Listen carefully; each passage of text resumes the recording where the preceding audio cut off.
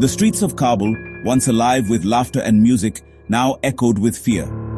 The vibrant markets, once bustling with traders and shoppers, now stood eerily silent.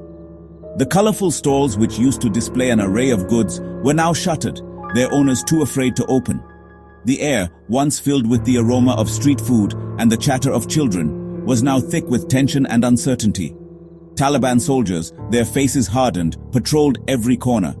Their presence was a constant reminder of the new order, an order that ruled with an iron fist. The sight of their weapons, the sound of their boots on the pavement, sent shivers down the spines of the city's residents.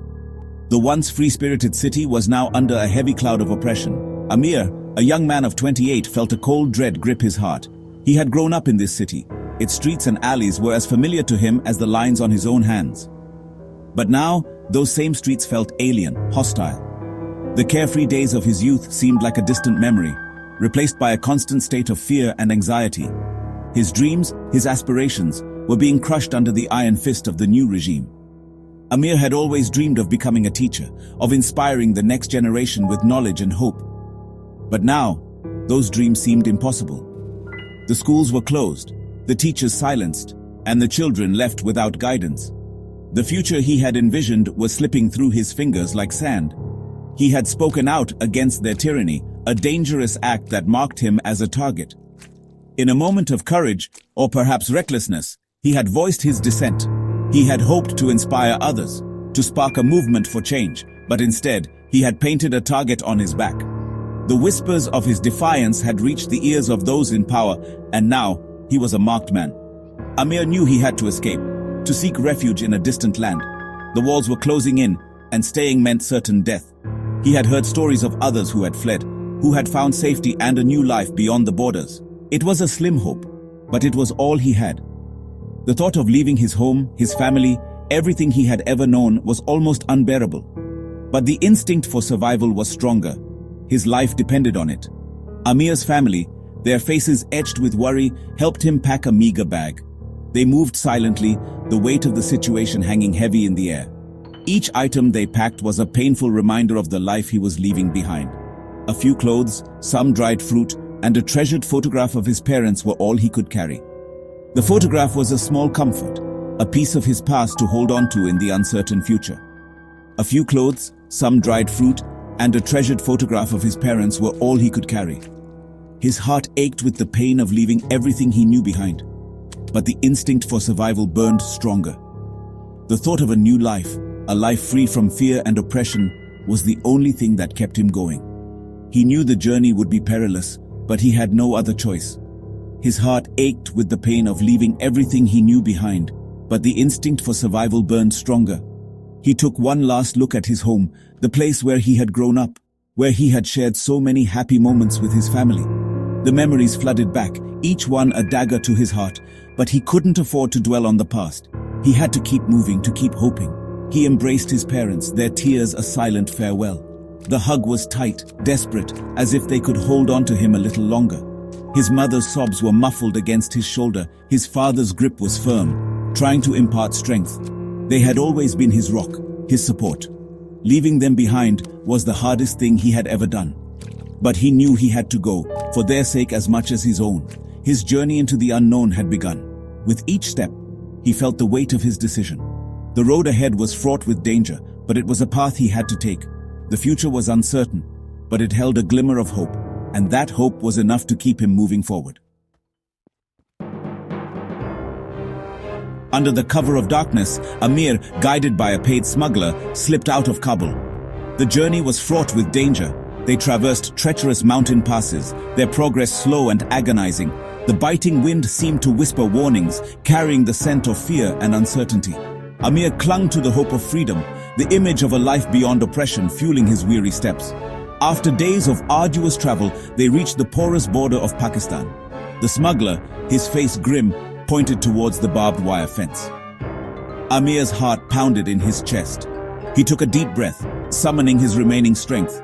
With a whispered prayer, he slipped through an opening in the fence, leaving behind the land of his birth, his heart heavy with the weight of his loss. Pakistan offered temporary respite, a place to catch his breath and plan his next move. Amir had fled his homeland with nothing but the clothes on his back and a heart full of fear. The journey to Pakistan had been perilous, fraught with danger at every turn. But now, in this refugee camp, he found a momentary pause, a chance to gather his thoughts and consider his options. He found shelter in a crowded refugee camp, a place teeming with people who, like him, had lost everything. The camp was a maze of makeshift tents and temporary shelters, a stark reminder of the fragility of their existence.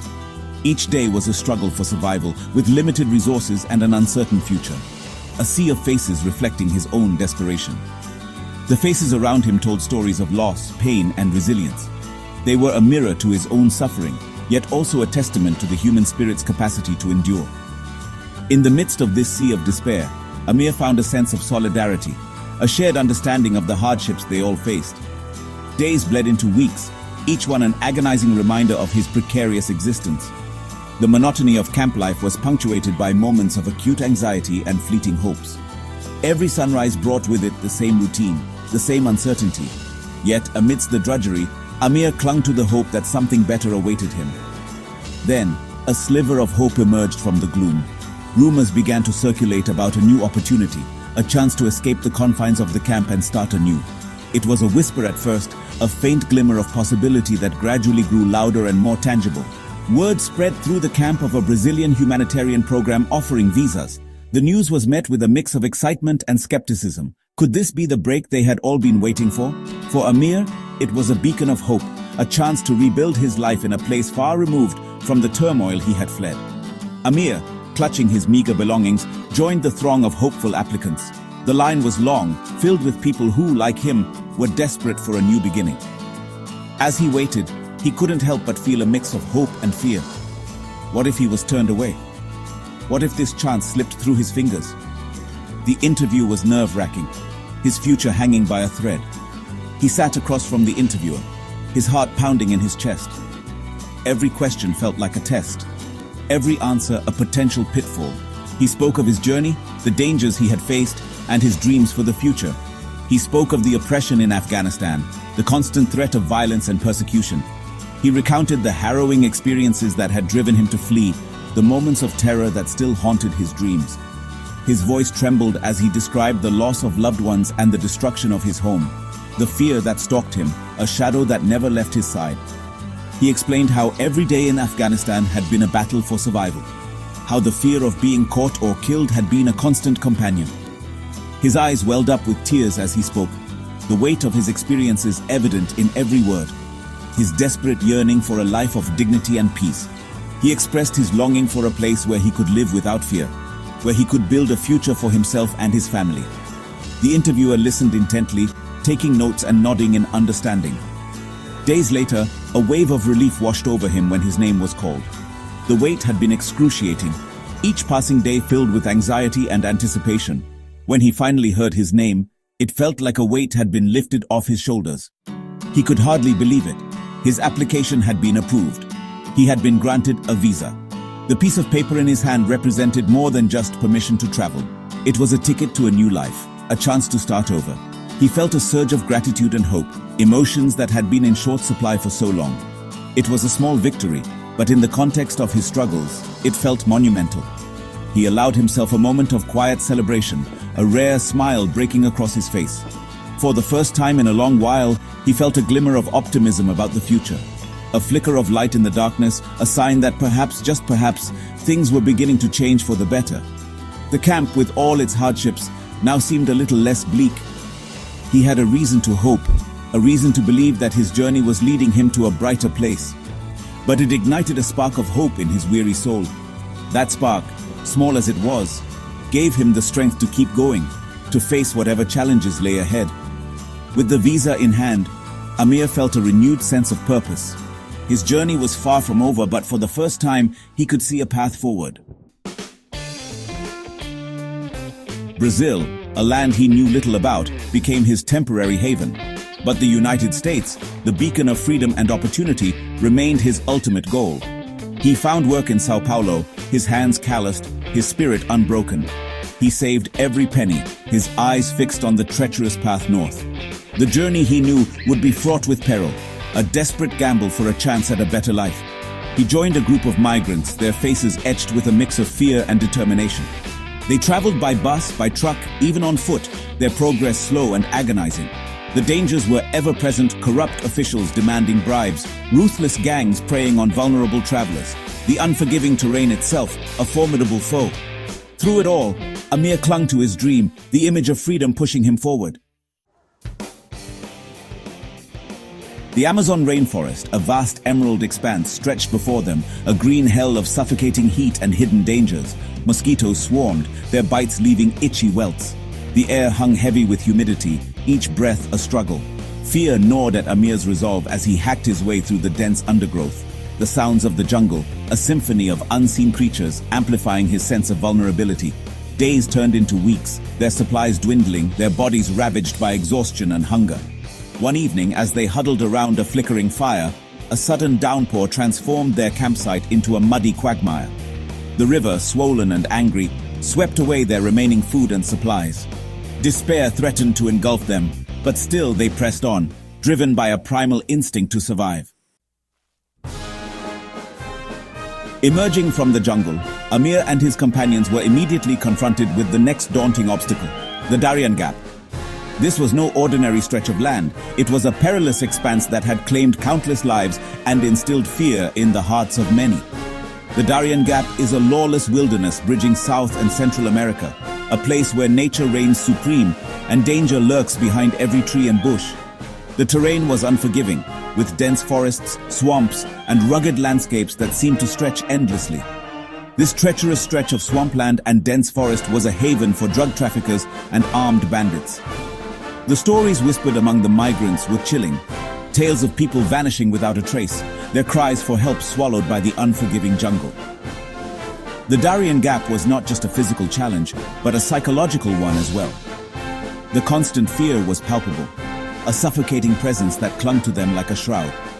Every rustle of leaves, every distant sound, could be a potential threat. Amir and his companions moved like phantoms through the undergrowth, their footsteps silent, their eyes constantly scanning their surroundings. They knew that any misstep could be their last. The jungle was littered with abandoned belongings, a grim reminder of those who had come before them and never made it out. Each item told a story of desperation and hope, now lost to the wilderness.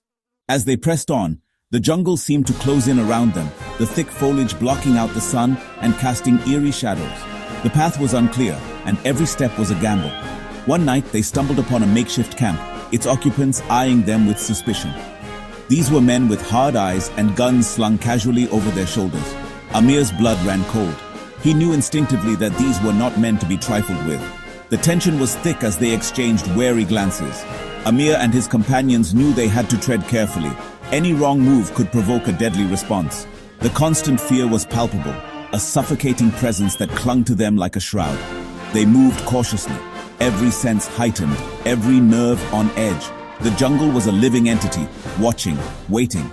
It was as if the very air was charged with tension, a silent warning that danger was never far away. One night, they stumbled upon a makeshift camp, its occupants eyeing them with suspicion. These were men with hard eyes and guns slung casually over their shoulders. Amir's blood ran cold. He knew instinctively that these were not men to be trifled with. The tension was thick as they exchanged wary glances. Amir and his companions knew they had to tread carefully. Any wrong move could provoke a deadly response. They were men with hard eyes and guns slung casually over their shoulders. Amir's blood ran cold. He knew instinctively that these were not men to be trifled with. The jungle had its own rules, and survival often depended on understanding and respecting those who lived by them.